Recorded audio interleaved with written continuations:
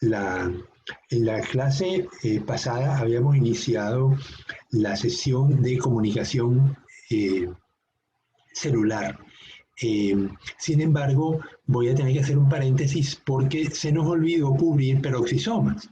Acuérdense que en la ponencia sobre transformación energética de la célula intervienen tres tipos de organelos: los mitocondrias, los cloroplastos y los peroxisomas. Y no cubrimos peroxisomas. Tuvimos ya en el momento del examen, ese tema no se trató tampoco en el examen, y vamos entonces a subsanar ese problema, porque si bien no son de la magnitud de los cloroplastos y las mitocondrias, son muy importantes. Inclusive hay personas que tienen enfermedades genéticas asociadas a los peroxisomas, y eso ya les revela cómo el peroxisoma juega un papel fundamental en el funcionamiento del cuerpo humano y en general de los organismos vivos, ¿no? Entonces vamos a compartir y a mostrar el tema de peroxisomas.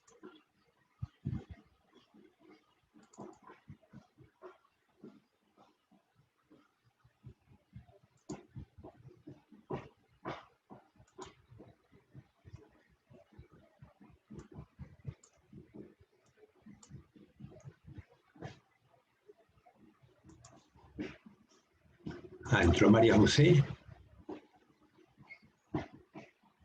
Bien. Entonces, ya voy a cerrar la puerta.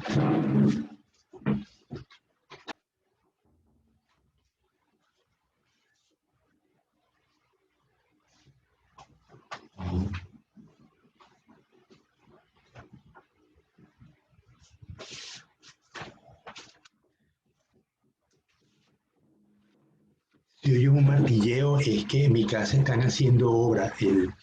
Están tapando unas grietas en el techo que con estas lluvias, esto hemos debido hacerlo hace tiempo, pero la demora en el pago de los docentes por parte del gobierno nacional, pues demoró también la obra, y aún así siguen sin pagarnos, ¿no?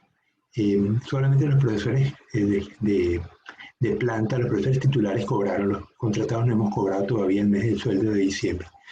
Bueno, vamos a los peroxisomas. Entonces, aquí vemos una foto de una célula y una ampliación de los peroxisomas en una fotografía con el microscopio de transmisión, microscopio electrónico de transmisión. Vemos que son peroxisomas de rata, son 3 de ellos. Ven que tiene una sola membrana, a diferencia de lo que habíamos observado de las mitocondrias, que tienen doble membrana, igual que los cloroplastos, tienen doble membrana. Los peroxisomas no, ellos tienen una sola membrana, se parece más bien a una vacuola, pero tienen unas funciones bien particulares y un origen también particular. En las vacuolas ingresan el material proteico o graso por diversas funciones, como lo vimos en clase, por pinocitosis, sale por exocitosis, pero el peroxisoma no, tiene unas estructuras muy particulares, una formación muy particular, que es lo que vamos a ver en la clase de hoy. Entonces, lo oscuro que ven son cristales de urato oxidasa. Es una enzima que obviamente tiene que ver con la formación del ácido úrico, ¿no? Entonces, leemos, los peroxisomas son pequeños organelos limitados por una sola membrana que contienen enzimas involucradas en una variedad de reacciones metabólicas, incluyendo la oxidación de ácidos grasos, la biosíntesis lipídica, el ciclo del glioxilato y la fotorrespiración. Fotorrespiración en plantas, evidentemente. Aquí están poniendo ejemplos como si fueran células animales y vegetales, pero sabemos que las funciones que estamos viendo pues son específicas de cada célula. Fíjense que tiene que ver con el anabolismo, el catabolismo de ácidos grasos, pero también con la síntesis y con el anabolismo de ácidos grasos. O sea, funcionan de las dos maneras, generando ácidos grasos y destruyendo ácidos grasos. La mayoría de las proteínas transmembranas se transportan a los peroxisomas luego de su síntesis en el retículo endoplasmático rugoso. Ellos, a diferencia de las mitocondrias y los cloroplastos, que tienen su propia maquinaria de síntesis, porque tienen su propio ADN y ARN. Los peroxisomas no. Ellos dependen de las proteínas que se forman en el retículo endoplasmático rugoso o en el citosol. Hay enzimas que no requieren estar en el retículo endoplasmático, sino que hay ribosomas en el citoplasma que van a formar. Siempre hace falta un ribosoma, evidentemente, pero en este caso hay ribosomas que están sueltos en el citoplasma, el citosol, y esas proteínas van a estar asociadas a lo que ingresa en el peroxisoma. Entonces, la mayoría de las proteínas membranas se transportan a los peroxisomas, luego su síntesis en el retículo endoplasmático rugoso, mientras que proteínas peroxisómicas internas se sintetizan en ribosomas libres en el citosol y se importan a los peroxisomas como cadenas de polipéptidos complejas y plegadas. Los peroxisomas se pueden formar tanto de novo como por el crecimiento y la división de los peroxisomas existentes. ¿Qué significa algo de novo? Lo van a ver en diversos casos. Por ejemplo, bueno, primero trato de entender qué entienden ustedes por de novo. ¿A qué les suena esto de novo? Algo nuevo. En castellano. Pues de nuevo es latín, ¿no? Por eso está en cursiva, pero en castellano sería... A ver, no me dejen mal. Nuevo. Nuevo, exactamente. O sea, cuando algo es nuevo, surge de lo que no existe. Lo viejo se recicla, pero lo nuevo hay que crearlo. Entonces, una célula puede estar desprovista de peroxisomas y los va a crear. Eso se llama síntesis de novo. En los peces casi no hay hidrocarburos, casi no hay carbohidratos que originen la materia orgánica para la síntesis, para el catabolismo de las grasas, del catabolismo en general, la producción de ATP. Entonces, ellos, ¿cómo acumulan los peces las materiales de reserva? ¿Se les ocurre si no tienen carbohidratos? Si casi no tienen, muy pocos carbohidratos. Pero, ¿qué es lo que sí tienen los peces? Que a veces hay que cuidarse en la dieta y no comer esas especies. O, por el contrario, algunos son no solamente son muy ricos, sino muy beneficiosos. Entonces, ¿cuál es Los lípidos. ¿Cómo? Dime, Daniel. Los lípidos. Los lípidos, exactamente. Ahora, la mitocondria en general no convierte grasas a CO2 y agua. ¿Qué es lo que sí convierte generalmente la mitocondria? El piruvato. ¿Cómo? El piruvato. Piruvato. Bueno, el piruvato en el ciclo de Krebs. Pero el piruvato tiene que surgir primero de, ¿cómo se llama ese proceso? Cuando transforma la glucosa en piruvato. A ver, habla duro, Willy. La glicólisis, exactamente. Entonces tenemos dos fases. La glucosa, por medio de la glicólisis, se transforma en piruvato. Son dos moléculas de 3 carbonos. O sea, la molécula de 6 se transforma en 2 de 3.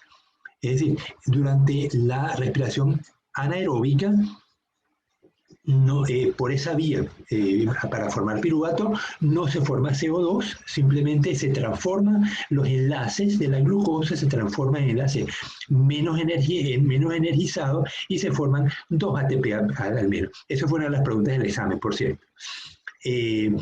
Pero cuando yo tengo ya el ciclo de Krebs, voy a transformar el piruvato en CO2 y agua, y ahí sí, ahí obtengo 34 a 36 moléculas de ATP.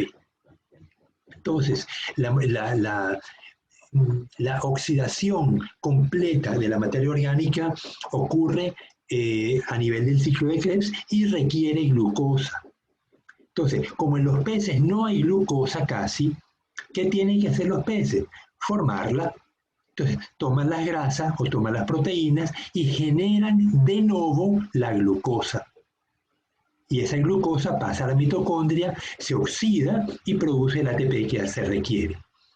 Es un procedimiento bien complejo. Uno se pregunta, bueno, ¿qué sentido tiene, no? Nosotros, los mamíferos, sí tenemos glucosa porque ¿cómo la acumulamos nosotros en el hígado? ¿Cómo se llama ese polisacárido? Glucógeno. Exactamente. Bueno, veo que están, al menos algunos están pilas. Dayana, me tienes abrumado. No nos dejas hablar. Bueno, y María José, bienvenida. Y Mauricio, estaban. Gracias. Ya. Ok, entonces. Gracias, biólogo. Ok. Bien, entonces ya vemos que el concepto de novo lo entienden. Ya va, disculpen. Aló, buenos días. Aló. Buenos días. ¿Cómo estás, María? Dime. Dime rapidito, estoy en clase. Es que estoy en clase, María. Llámame a la 1 o yo te escribo a la 1.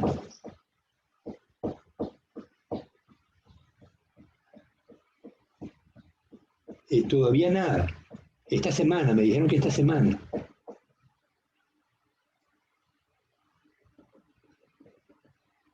Sí, eso fue lo que dijeron. Vamos a ver si hoy miércoles lo resuelven. Te dejo, María, que estoy en plena clase. No, me llaman de Venezuela, disculpe. Ok, entonces se entiende el concepto de novo para cuando se constituye algo que no existe, ya sea una sustancia química como la glucosa o un organelo, como en este caso un peroxisoma. Entonces la célula sin peroxisoma puede formarlos. Vamos a ver más adelante cómo la otra manera como los peroxisomas se generan. Entonces, bueno, aquí lo dice, como por el crecimiento de la división de peroxisomas existentes. La mayoría de las células humanas contienen entre 100 y 1000 peroxisomas. Estos no tienen su propio genoma y todas sus proteínas se sintetizan a partir del genoma nuclear de la célula. Similar a las mitocondrias y los cloroplastos, la mayoría de las proteínas de los peroxisomas se sintetizan en ribosomas libres y luego se importan a los peroxisomas como cadenas de polipéptidos completadas. Sin embargo, algunas proteínas se transfieren a los peroxisomas del retículo endoplasmático rugoso. Al igual que las mitocondrias y los cloroplastos, los peroxisomas se pueden replicar por división. Sin embargo, a diferencia de esos organelos, los peroxisomas pueden regenerarse rápidamente, incluso si se pierde por completo. Mientras que muchas proteínas mitocondriales y cloroplásticas se asemejan a las de los procariotas, reflejando su origen endosimbiótico, las proteínas de los peroxisomas son típicamente eucariotas. Permíteme un momentico ir al baño.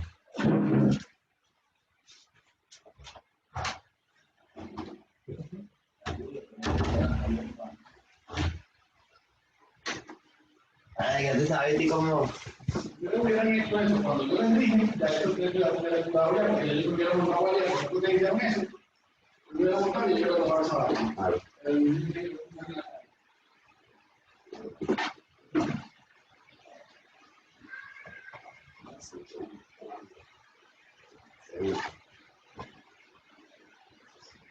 Escucha, aquí mira, una ahí.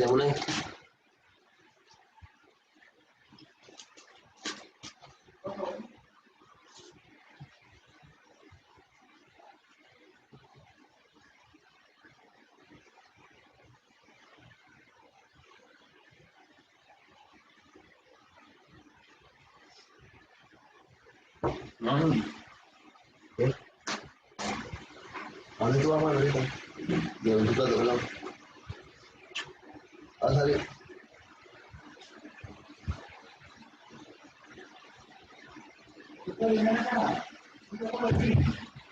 ¿Qué?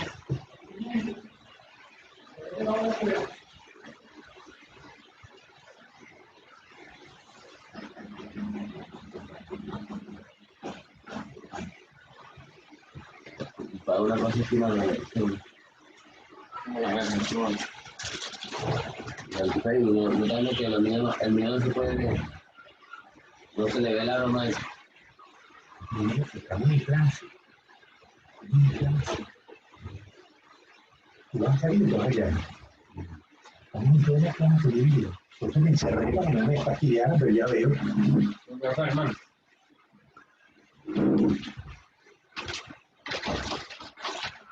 Sí, a la señora.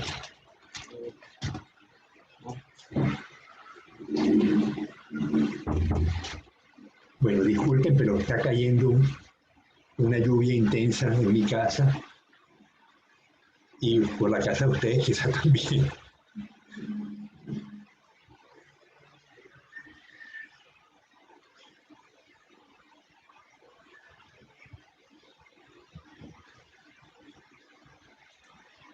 Profe, una pregunta.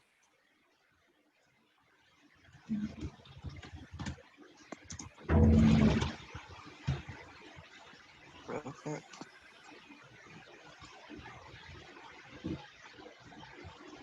Ok, seguimos. Entonces dice, los peroxisomas humanos contienen más de 50 enzimas diferentes que cumplen papeles críticos en varias vías metabólicas, algunas de las cuales son específicas de tejidos particulares. Los peroxisomas se definieron originalmente como organelos que llevan a cabo reacciones de oxidación, que conducen a la producción de peróxido de hidrógeno. Como este es dañino para la célula, los peroxisomas también contienen la enzima catalasa que descompone el peróxido de hidrógeno, ya sea convirtiéndolo en agua o utilizándolo para oxidar otro compuesto orgánico. Ya la catalasa la habíamos visto en los ejercicios con enzimas, ¿se acuerdan? Porque está contenida en el plasma sanguíneo.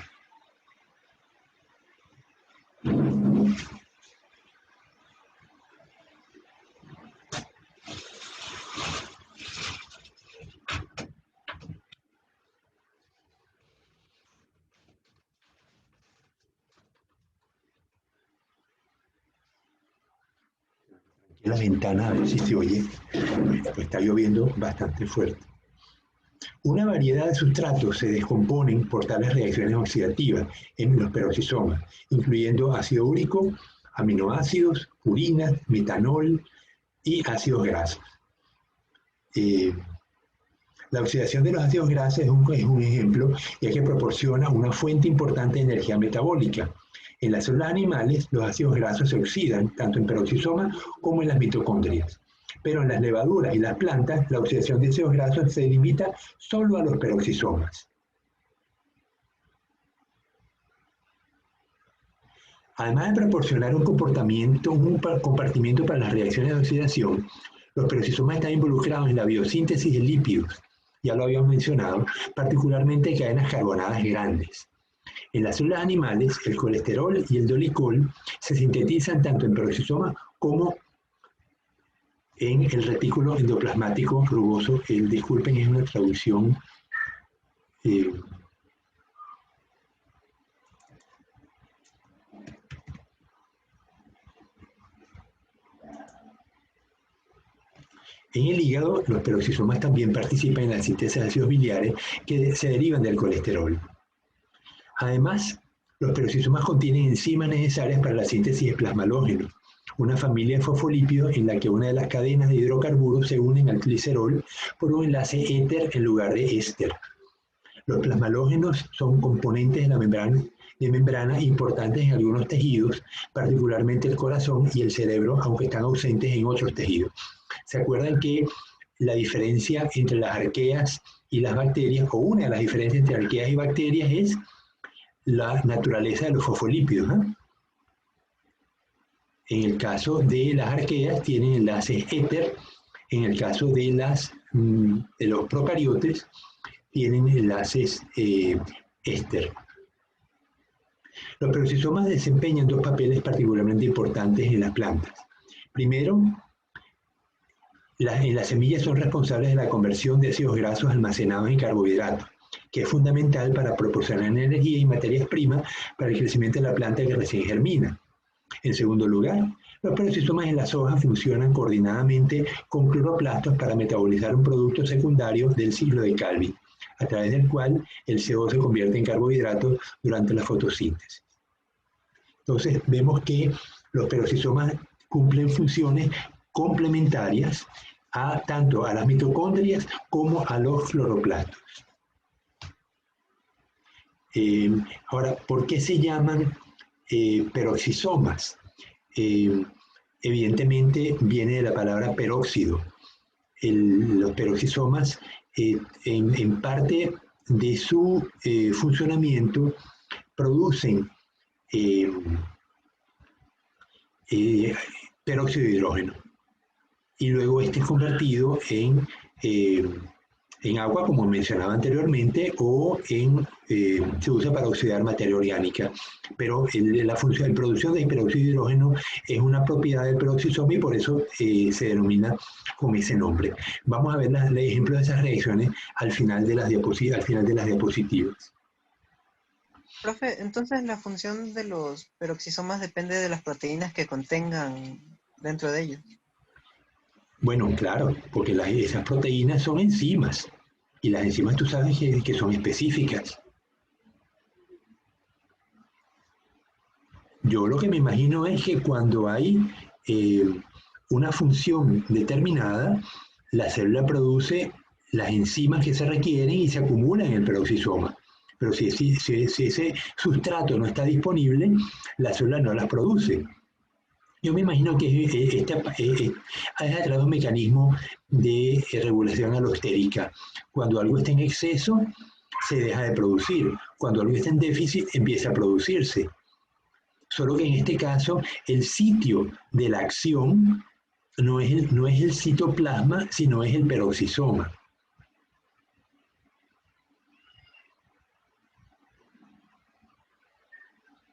Bueno, aquí vemos cómo se logra importar proteínas dentro de un peroxisoma. ¿Se acuerdan que cuando la célula quiere tomar algún elemento del medio exterior, lo toma por endosimbiosis, ¿no? Ya sea por pinocitosis, fagocitosis, cuando el retículo endoplasmático forma, cuando el aparato de Golgi ya tiene empaquetado sus elementos que los va a exportar, los engloba en una vacuola, que no es más que una membrana plasmática rodeando una sustancia. Y de esa manera se traslada hacia alguna parte de la célula donde se vaya a usar o se traslada al exterior y por eso citosis se libera al medio exterior por una hormona o un producto específico que produce la célula. Pero aquí vemos que este no es el caso de los peroxisomas.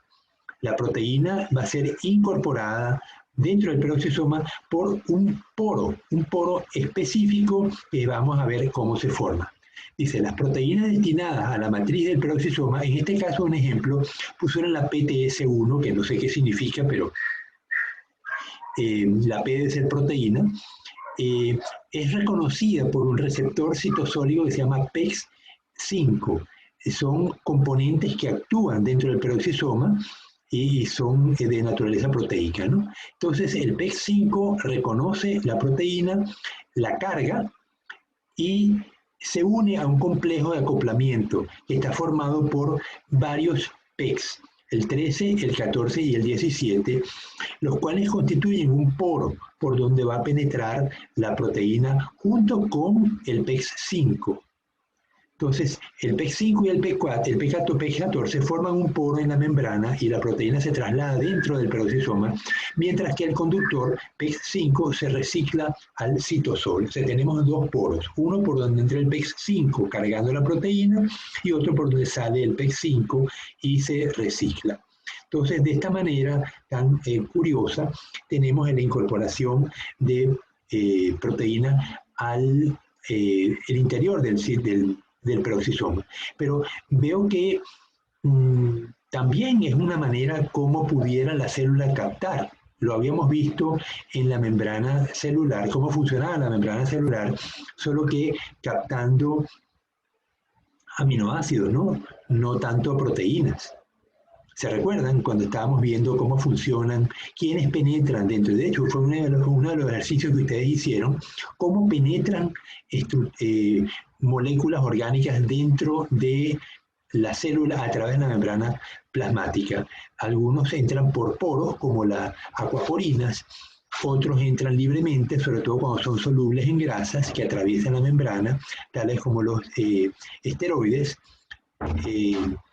y otros pues requieren un paso con gasto de energía, como ocurre con los iones, potasio, sodio. Hay algunos iones que entran libremente como el cloro, pero otros, los iones positivos, requieren bombas que hay consumo de ATP para su movimiento. En el caso de los aminoácidos, que son de moléculas pequeñas, es posible que también pasen por poros especiales.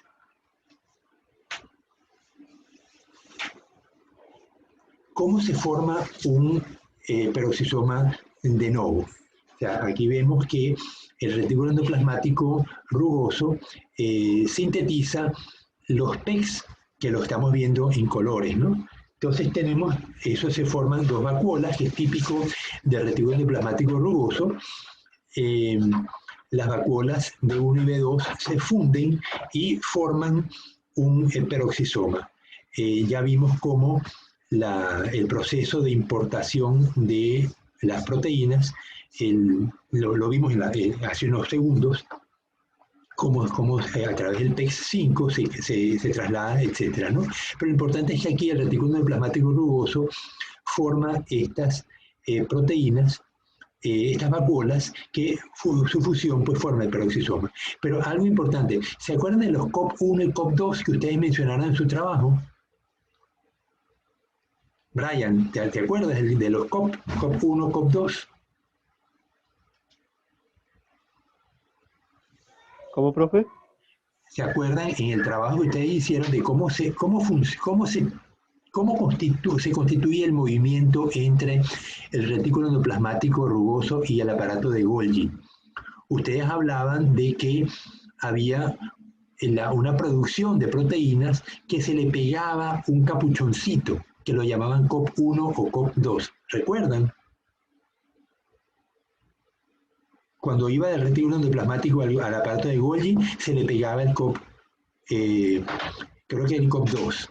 Y cuando se regresaba del aparato de Golgi al retículo endoplasmático, se le pegaba el COP1. Oye, yo no estoy inventando, lo estoy recordando el trabajo de ustedes, en uno de los últimos deberes.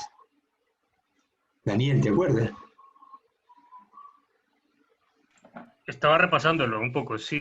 Pone que son cubiertas proteicas que forman vesículas. Bien, pero lo importante es que el COP1 y 2 se le pega al componente sintetizado por el retículo endoplasmático en su viaje hacia el aparato de Golgi. En este caso, no existen COP, ni el 1 ni el 2. Ni lo sintetizado en el aparato retículo endoplasmático va al aparato de Golgi. Es decir, el COP se ve que es un canal de conducción del material hacia el aparato de Golgi. Aquí, como no existe, su destino es diferente, su destino es el peroxisoma. Profe, Dime. una duda. El retículo endoplasmático rugoso, ¿no existe la posibilidad de que se quede sin membrana al realizar al generar tantas vacuolas? La membrana se sintetiza, acuérdate, está pegado al núcleo, y la membrana se sintetiza continuamente. O sea, es como una correa transportadora, pero no es cerrada, sino que yo tengo su origen en algún sitio y la voy sintetizando en la medida que hace falta, ¿no? Tendría que quedarse sin componentes, sin fosfolípidos, sin proteínas, para que dejara de formarse nueva membrana nuclear, ¿no? Nueva membrana citoplasmática. Biólogo, podríamos entender que las partes de las células serían como para nosotros las células, están en constante renovación. Yo entiendo que sí.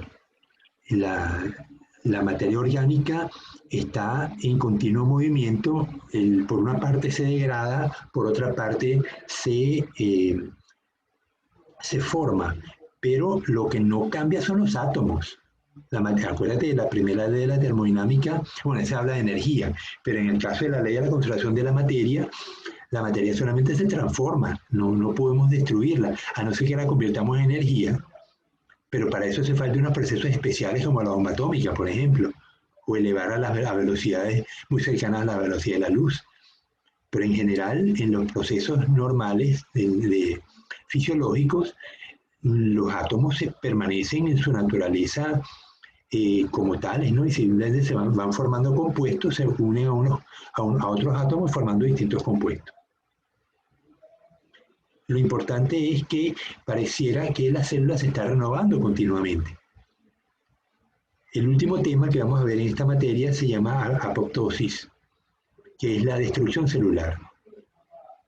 Y forma parte de los mecanismos de información. Estamos en el tema de comunicación celular y uno de los elementos de comunicación es la orden de destrucción. Cuando la célula recibe esa orden por una sustancia que es captada por la membrana celular, se procede a la concentración de los organelos, la reducción de su tamaño, y eventualmente la célula se desintegra y es consumida por los macrófagos. Entonces esa apoptosis es una destrucción programada que tiene el organismo para la célula. A nivel de los glóbulos rojos, el glóbulo rojo, ¿cuánto suele durar? A ver, ¿se les ocurre el horizonte de tiempo que dura un glóbulo rojo?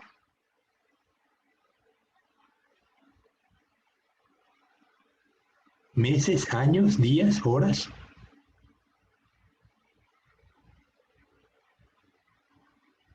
Oye, a nadie se le ocurre. Bueno, tírenla a pegar, pues. ¿Cuánto creen que dura un glóbulo rojo en funcionamiento? Hasta que es consumido a nivel del hígado. Bueno, yo haciendo trampa ya lo consulté y pone 120 días. No sé si será... 120 días me parece mucho, ¿no? ¿Dónde lo viste, Daniel? No se lo digo. Dice los hematíes... Sí, dice eso, ¿verdad? sí, dice lo mismo. 120 días, sí. Yo estaba pensando en 20 horas. No, tan corto no, pero tampoco en meses, ¿no? Bueno, estamos hablando de 120 días, son 4 meses, ¿no? Yo personalmente pensaba que era menos, pensaba que eran algunas semanas, pero no 16 semanas, ¿no? 120 días serían 4 meses, sí, 16 semanas. Sí, leí en otro lado y dice también cada glóbulo rojo vive aproximadamente 4 meses. Ya, ok. Entonces, claro, en el caso de la anemia de las células falciformes, el hematíe, cuando el nivel de oxígeno baja por alguna circunstancia, se comprime y adquiere una forma de media luna en lugar de disco con el centro comprimido. Entonces esas células son reconocidas por el hígado como defectuosas y las elimina. Entonces, como elimina tanto, la gente sufre de anemia porque está perdiendo glóbulos rojos. Y no es que no se recicle, porque a fin de cuentas cuando el hígado extrae el glóbulo rojo, lo destruye, utiliza los componentes del glóbulo rojo, sobre todo el hierro, que es una de las sustancias minerales escasas.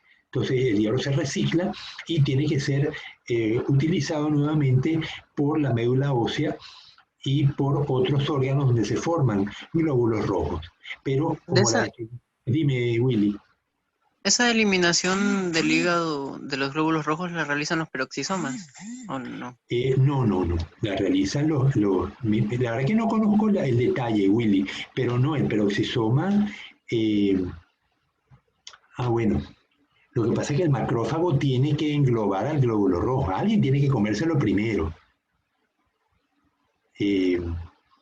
Pero vamos a estudiarlo, vamos a buscarlo en la literatura, a ver cómo ocurre la destrucción programada de los glóbulos rojos, para ver el mecanismo. Yo, sin leerlo, me imagino que hay macrófagos que los engloban y se los comen. Ahora, una vez que está dentro del cuerpo, que se forma una vacuola digestiva, Bueno, pues una vacuola digestiva. Simplemente el glóbulo rojo que se comió, pero luego tú le agregas lisosomas y la destruyes. Y luego los elementos que están allí, aminoácidos, proteínas, aminoácidos, ácidos grasos y minerales, pasan por difusión al citoplasma del macrófago y él luego los liberará al ambiente para que forme parte del plasma sanguíneo. Me imagino que es como funciona. El peroxisoma intervendría en el catabolismo de los ácidos grasos. O sea, a nivel de la digestión del lisosoma, las grasas se transforman en ácidos grasos. Pero luego los ácidos grasos tienen que ser o convertidos a energía, y a CO2 y agua, o utilizados para formar otras grasas. En ambos casos, el peroxisoma es el que interviene. Pero fíjense que es posterior a la digestión de la célula del glóbulo rojo que fue digerido. ¿Se entendió? El silencio de usted a veces me pone a dudar de si entendieron o no. Entonces, no es como que, sería como que no engloba al glóbulo rojo, sino que de eso se encargan los lisosomas, sino que todo el producto de esta destrucción fue lo que usan los peroxisomas para la síntesis. Es correcto. Estos ácidos grasos. Sí, es correcto. El peroxisoma no interviene, no es un lisosoma, ¿eh? Es que yo creía que hacía la misma acción que el peróxido de hidrógeno es bastante letal para las formas celulares. Claro, pero el peróxido de hidrógeno está contenido dentro de un peroxisoma y no sale al citoplasma. No sale al citoplasma bajo funcionamiento normal del peroxisoma.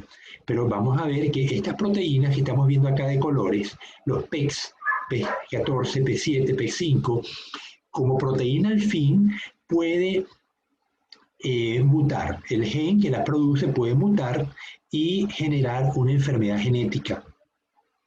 Un mal funcionamiento que puede conducir a un mal funcionamiento de los peroxisomas. Entonces, y esto pues como cualquier otra enfermedad genética, pues. De hecho, la anemia de las células falciformes es una enfermedad genética, producto de una mutación en la hemoglobina.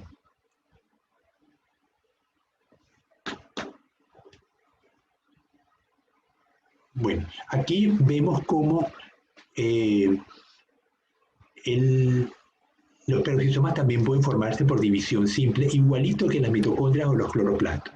Entonces, arriba tenemos una síntesis de novo, donde se unen las dos vacuolas, B1, B2, se forma el peroxisoma, se asocian proteínas que ingresan en el peroxisoma para que funcione, y ese peroxisoma puede crecer con la acumulación de materiales proteicos y decrece con la liberación de los materiales que se sintetizan. Ya dijimos que se sintetizan ácidos grasos específicos, ¿no? Sobre todo los de cadena muy larga. Ahora, el peroxisoma, una vez que crece, puede dividirse, como estamos viendo aquí, que se forma una vesícula y se divide en dos peroxisomas. Entonces, esto es una manera rápida como la célula puede reconstruir o reconstituir peroxisomas que se hubieran perdido.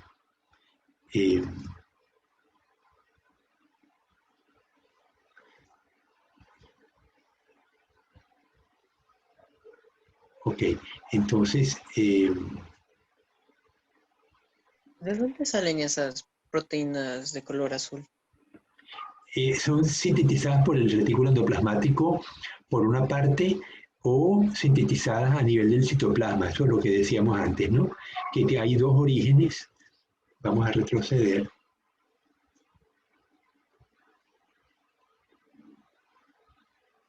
No lo mostraron, pero también sufrieron el proceso de los receptores, los PECs. Sí. Solo que hay dos orígenes. Unas vienen del retículo endoplasmático rugoso y otras vienen del citoplasma. No todos los ribosomas están en el retículo endoplasmático. Hay algunos que están sueltos en el citoplasma y producen cierto tipo de cierto tipo de proteínas.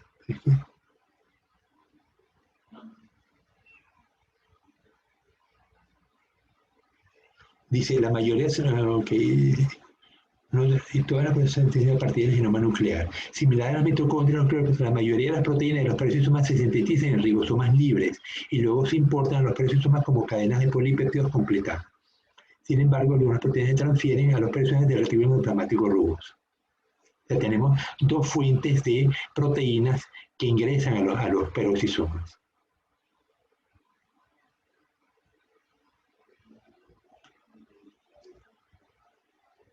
Bueno, esto es lo que les tenía en lo que se refiere a los peroxisomas.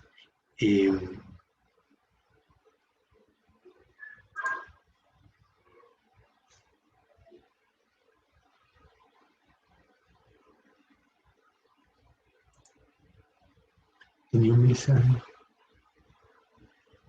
Dayana me está diciendo que tiene problemas con el internet. Escucho por partes, dice. Bien. Tenemos...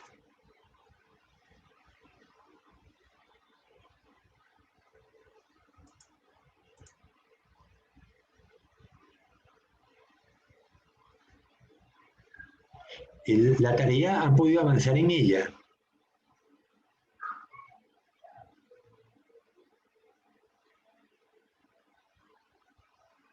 Jóvenes, ¿les hice una pregunta?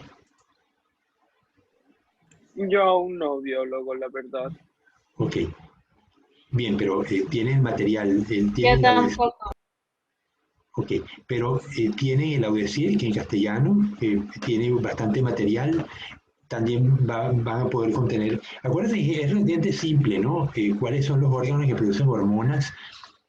Tanto las glándulas tradicionales como lo que más interesa son qué órganos nuevos se han descubierto que tienen hormonas.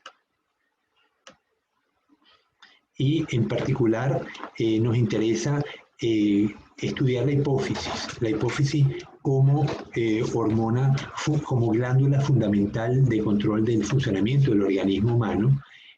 Tiene unas características muy particulares porque de ella derivan una cantidad de otras glándulas.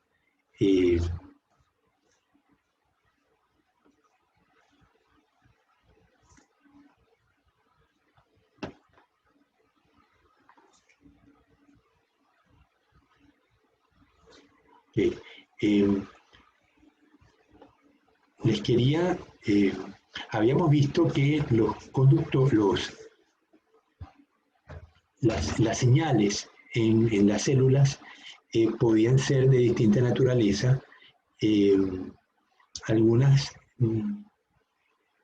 señales son tipo hormonal, vimos que había dos tipos de hormonas esteroideas y hormonas proteicas. Las proteicas las células las percibe en la superficie, mientras que las esteroideas penetran dentro del citoplasma y actúan con sensores que están dentro del citoplasma, sobre todo a nivel cercano al núcleo o directamente en el núcleo. Sin embargo, hay otras células, otras moléculas que intervienen en el sistema de señalización, como los neurotransmisores, por ejemplo, que pueden ser como la acetilcolina, el ácido gamma-aminobutírico y el ácido indolacético en las plantas. ¿Conocen las hormonas vegetales? Cuando vieron botánica les hablaron de ellas.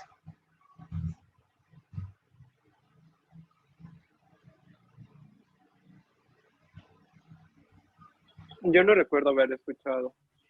La vieron con la profesora Tania, ¿no? Con el biólogo Ítalo. Con Ítalo, vieron botánica. Ok. Las hormonas en los vegetales son de tres tipos y tienen distintos efectos, ¿no? Las giberilinas, las citoquininas y las auxinas. Las auxinas es el ácido indolacético Todos tienen características ácidas y son simplemente moléculas orgánicas, no son ni esteroides ni proteínicas, pero tienen unos efectos bien importantes. Uno de ellos, estoy seguro que se van a sorprender, el etileno.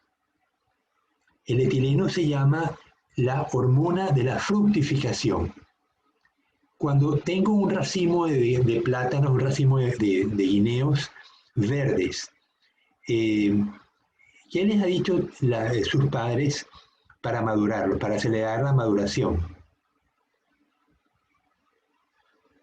O los vecinos, no sé, no les han dicho qué se puede hacer para inducir la maduración.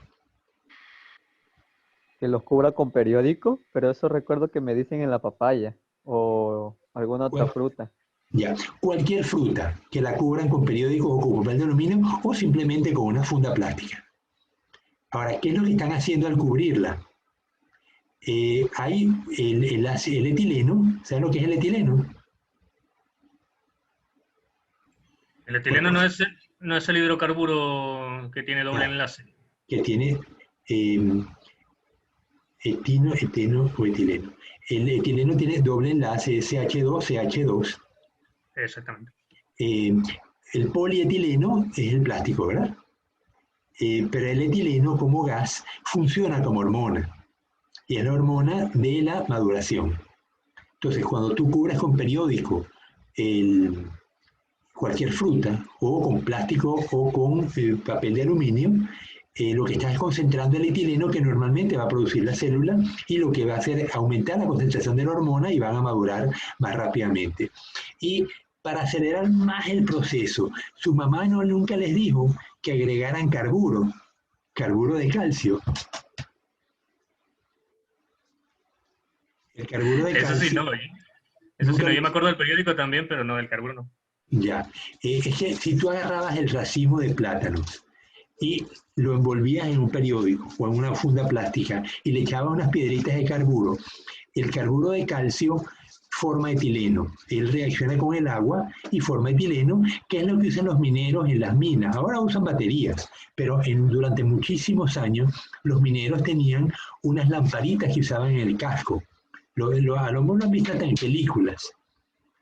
Ellos tenían la lámpara tenía un recipiente donde se le colocaban las piedritas de carburo de calcio y arriba había otro recipiente con agua y el agua iba goteando. En la medida que mojaba el carburo se formaba etileno y salía por una manguerita y el minero la encendía con un yesquero. Pero ¿por qué había las explosiones en las minas? Porque cuando volaban una caverna dentro de la mina para lograr extraer el mineral, a veces esas cavernas estaban llenas de gases inflamables. Entonces, si el minero entraba con una llama encendida en el casco, lo que hacía era provocar una explosión y muchas veces entonces quedaban atrapados en las minas. Sin embargo, una vez que se descubrió un principio, que es el principio, yo lo llamo el tenedor. Si agarran una vela, la encienden y le ponen un tenedor encima de la llama, ¿qué pasa? ¿Lo han hecho alguna vez? No. Nadie tiene una vela cercana en su casa para que les paso la señal para que vean.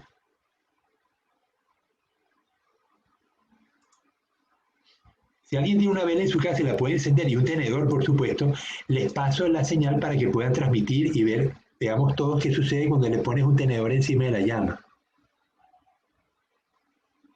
Brian, ¿estás en tu casa o estás en la calle? Estoy en casa, pero cerca no tengo vela. Tienes velas. Y Daniel tampoco, ni Dayana. Voy a ver si le consigo, déjame ver. O un fósforo también sirve.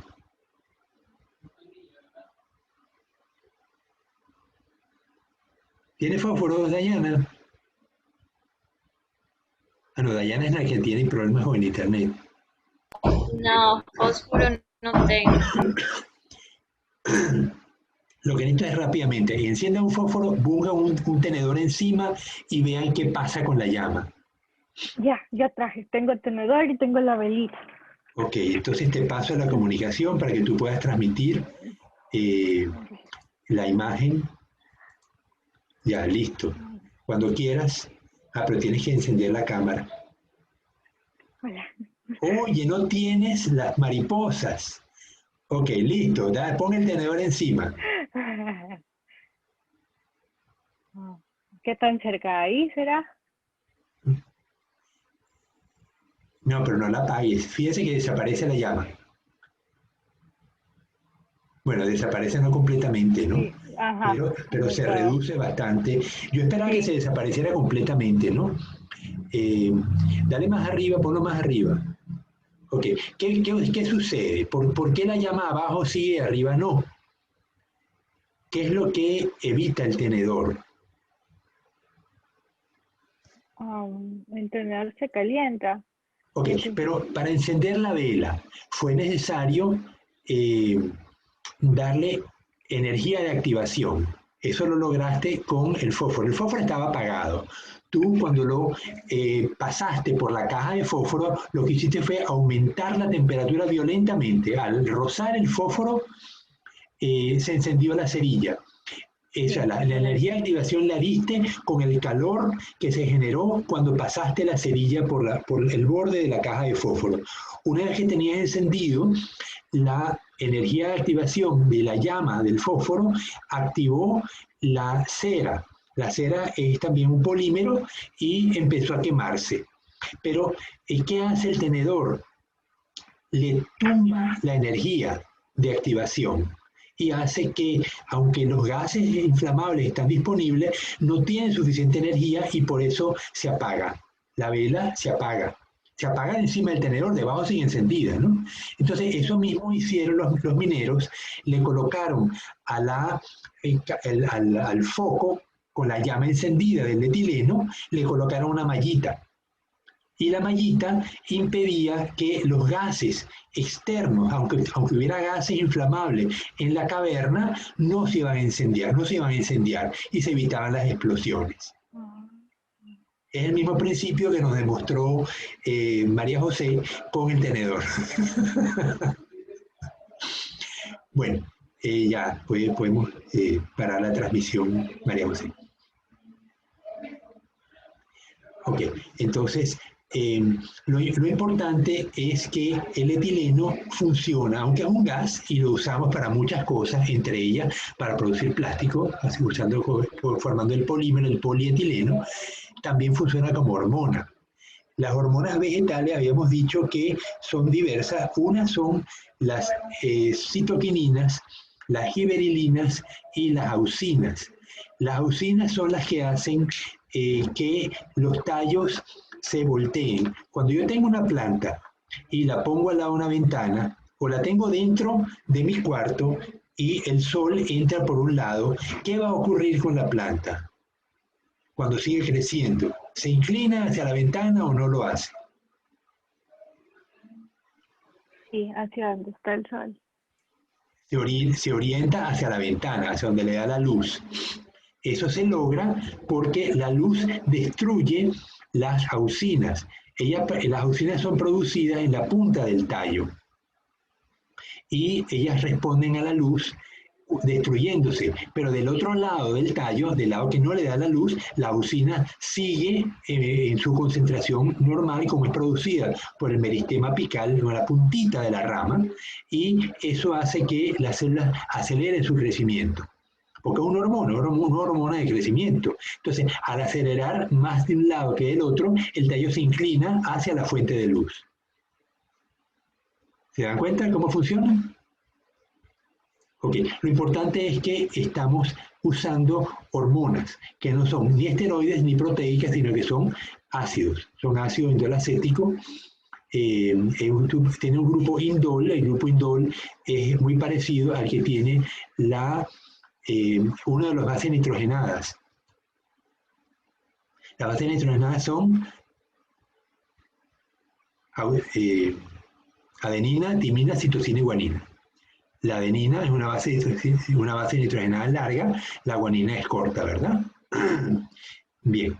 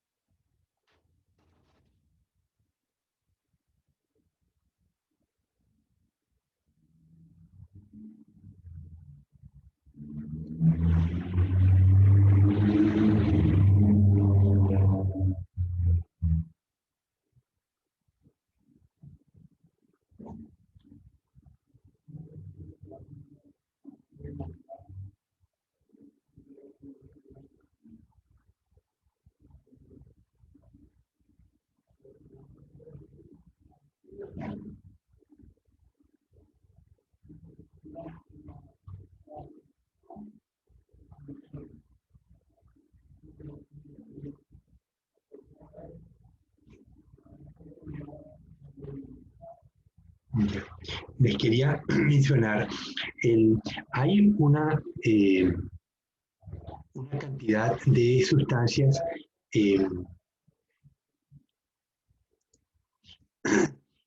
químicas, como ya que, así como el etileno funciona, hay otras sustancias químicas que también inducen procesos importantes. Uno es el GABA. GABA es el ácido gamma aminobutírico. Amino porque tiene un NH2, butírico porque viene del butil, metaetapropabuta, o sea, tiene 4 carbonos. Entonces el ácido gamma aminobutírico funciona como una hormona que provoca la cambio en la estrategia de vida de las larvas de moluscos. Cuando uno de los problemas que tenemos en los laboratorios de producción de larvas de moluscos, tipo ostras, Spondylus, terias, es que los machos y las hembras pues producen los espermatozoides, los óvulos se fecundan, producen una larva, la larva trocófora, que empieza a nadar. Esa larva se va a transformar en una larva Belliger. El Belliger va a formar una conchita, como una almejita, pero sigue nadando, ¿no? Ya tiene su velo y en el velo pues tiene cilios y eso le permite pues seguir nadando. Se va a llamar la larva D porque parece una D, pero es una D como si fuera una almejita. Y eventualmente esa larva D tiene que fijarse, ya sea si es un caracol o bueno, en el caso de las larvas D van a ser larvas de moluscos bivalvos. Pero ese proceso de pasar del plancton al sustrato y fijarse es crítico, porque si la larva sigue planctónica, pues no vamos a poder empezar el proceso de crecimiento, que es lo que nos está motivando a que la cultivemos. A fin de cuentas nos interesa producir ostras para venderlas y ganar dinero. O si vamos a producir espóndilos para liberarlos luego en el mar y recuperar las poblaciones que han sido tan intensamente explotadas por los pescadores. Entonces, ¿cómo lograr que la larva abandone el plancton y se fije? Eso se alcanza con estos transmisores, como el gamma aminobutírico. que a veces las hemos descubierto, bueno, suena, mis profesores trabajaron en esto cuando hacía el doctorado y una de las cosas que descubrieron era esto, el ácido gamma-aminobutírico. Sabían que tenía unas funciones fisiológicas y dijeron, bueno, vamos a verificar qué puede ocurrir. Lo que habían observado y que motivó esta investigación es que cuando uno tiene algas rojas, las larvas se fijaban antes. Cuando tenían sin algas o algas de otro tipo, algas marrones o algas verdes en el recipiente donde estaban las larvas, los animalitos pues tardaban más tiempo en fijarse al sustrato. Pero cuando colocaban algas rojas, tardaban mucho menos. Entonces había algo en el alga roja que luego descubrieron que era el ácido gamma-aminobutírico, porque si uno tenía un tubo de ensayo con las larvitas y le agregaba una gota de una solución de ácido gamma-aminobutírico, a los pocos minutos las larvitas estaban todas fijadas en el fondo. Se abandonaban el plancton y se iban al fondo y empezaban a reptar. Y ocurría la metamorfosis de animal planctónico a animal no reptante, porque al fin de cuentas son moluscos bivalvos, pero se va a formar, si es una almeja, se va a formar una almeja con su concha normal, que ya tiene su pie y se puede trasladar, o si es una ostra, se fija permanentemente. Y si es un mejillón o es una teria, se va a fijar con un viso. Los mejillones se diferencian de las almejas en que tienen la propiedad de que el pie tiene una glándula que produce una sustancia pegajosa, que permite que el organismo se fije en sustrato. Entonces, de esa manera el animal puede fijarse o desprenderse y trasladarse a otro sitio usando el pie. Esa es una propiedad de los mejillones, de los mitílidos, es una familia de bivalvos que tiene esa característica. Entonces, vemos que hay sustancias químicas que algunas pues tienen naturaleza más compleja, como las proteínas, o otras que son sustancias químicas relativamente simples, como el ácido, como el etileno, que tiene, sin embargo, una posibilidad de actuar en la fisiología del organismo. Miren, vamos a concluir la clase ahorita, pero yo necesito que avancen con la tarea porque viene otra tarea la semana que viene, pero no los quiero abarrotar de deberes. Pero vamos a seguir trabajando con este tema el próximo lunes. Ahí les quiero preguntar, todos tienen el Audacirc, lo han bajado ya a sus computadores. Yo sí lo tengo, particularmente. Okay. Dayana. Sí, yo también. Ok. Sí, lo tengo. Ok. ¿Hay otros libros que han bajado del área de fisiología celular? ¿O de biología molecular? No. Yo tengo el de Card. Ok. Y uno de Albert, algo, no recuerdo el apellido. Ok. Hay otros que les voy a dar. Yo he bajado varios, pero la mayoría están en inglés. Pero igual se los voy a pasar, porque a veces el inglés técnico es fácil de leer y lo pudieran usar. La cosa es que el libro que estaba usando es demasiado denso y demasiado extenso. El Iguana y... ¿Cómo se llama el otro autor? Iwasa Marshall. Iwasa y Marshall. Es muy denso. Y no necesitamos libros más con menor complejidad. Igual lo pueden tener, porque a fin de cuentas, primero está en castellano, pero hay cosas que uno requiere cosas más simples y sin embargo ahí tiene que profundizar demasiado. Entonces les voy a pasar algunos otros libros que tengan para consulta. Bueno, jóvenes, los dejo y nos vemos entonces el miércoles. Por favor, la tarea, trabajen en ella, no es una tarea compleja, es una tarea bonita y para ir avanzando en estos temas, nos queda terminar el tema de señalización y el tema de reproducción, genética, que es un tema bien complejo, pero nos va a llevar algunas semanas. Tenemos todo el mes de febrero porque el semestre se acaba en el mes de marzo, a mediados de marzo. Creo que la semana, ya les digo,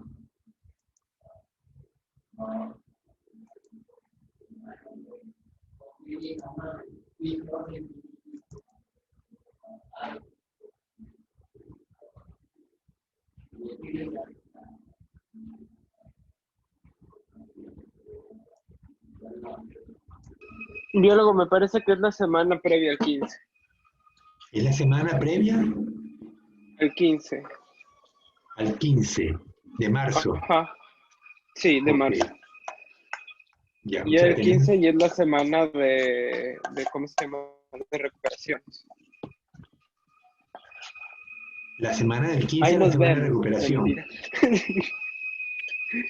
Es que yo creía que lo tenía. Oye, no lo consigo.